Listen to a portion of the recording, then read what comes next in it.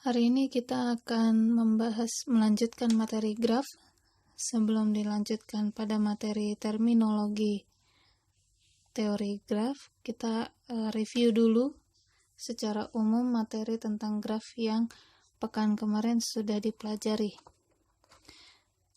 Baik, secara sederhananya, secara umum graf intinya adalah gambar, yang dimana gambar tersebut merepresentasikan objek-objek diskrit yang dihubungkan antara objek-objek tersebut. Jadi berupa representasi visual dari hubungan antara objek.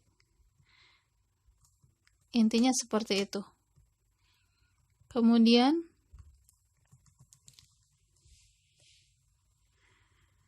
dalam perangkat graf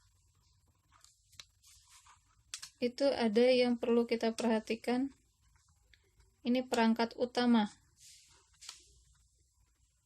dari graf. Itu ada dua. Yang pertama disebutnya adalah simpul atau vertex, dimana kalau secara gambar dia berupa titik.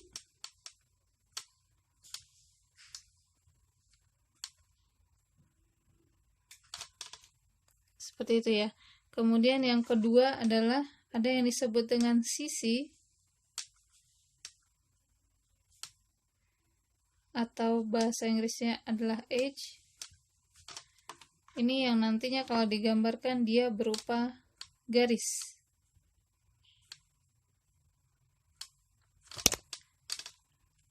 Jadi kalau simpul berupa titik ini dia menggambarkan merepresentasikan objek diskrit ya.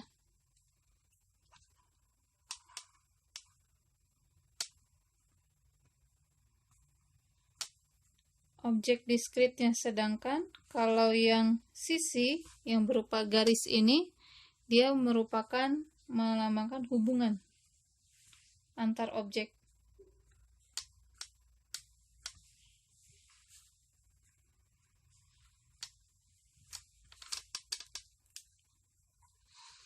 Kemudian notasi untuk simpul itu adalah V dari kata vertex ya. Ini disimbolkan, dinotasikan dengan V. Misalnya seperti ini ya.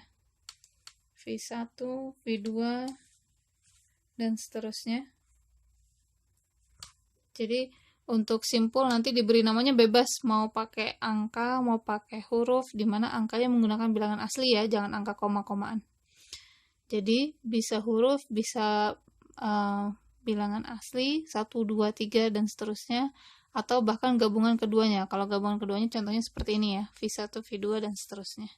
Sedangkan kalau edge atau sisi, itu notasinya menggunakan huruf E biasanya dari kata edge-nya, sama menotasikannya berupa ini ya, huruf dan angka bilangan asli, dimana E di sini misalnya ada sisi E, dia itu adalah menghubungkan simpul U misalnya dengan simpul V, misalnya seperti ini. Ini maknanya bahwa E adalah sisi yang menghubungkan simpul U dan simpul V.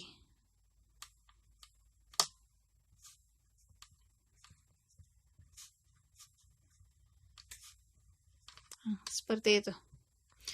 Kemudian ada juga istilah, sebelum ke istilah kita bahas dulu secara definisi grafnya.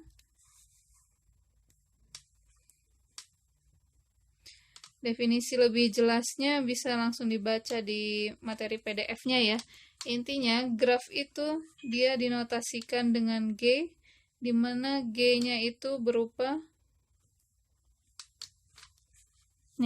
dinotasikan sebagai pasangan himpunan V dan E, di mana V-nya ini adalah menotasikan bahwa dia punya simpul, E ini punya edge, punya sisi. Kemudian V-nya itu tidak boleh kosong, di mana syaratnya itu V jangan sampai menjadi himpunan kosong. V tidak boleh sama dengan himpunan kosong, alias minimal dia punya satu saja titik sudah disebut graf. Sedangkan kalau edge itu tidak masalah himpunan kosong. Ya, jadi yang terpenting adalah si simpulnya itu tidak boleh kosong. Maka ada istilah untuk yang graf yang hanya mempunyai satu simpul saja. Contohnya saya gambar satu titik saja. Misalnya ini saja sudah disebut graf, di mana namanya adalah graf trivial. Graf trivial ini adalah graf yang hanya punya satu simpul tanpa sisi satupun. Satu simpul dan tanpa sisi.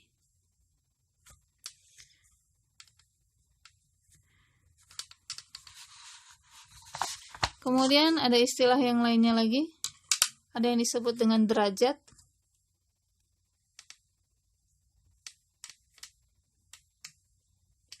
Nah, kalau derajat ini kaitannya adalah dengan simpul ya.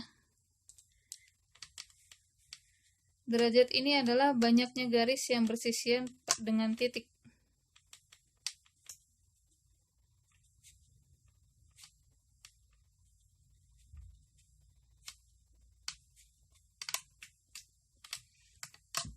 Jadi di titik itu ada berapa garis yang menyentuh terhadap simpul tersebut. Contoh misalnya saya punya graf G, bentuknya seperti ini.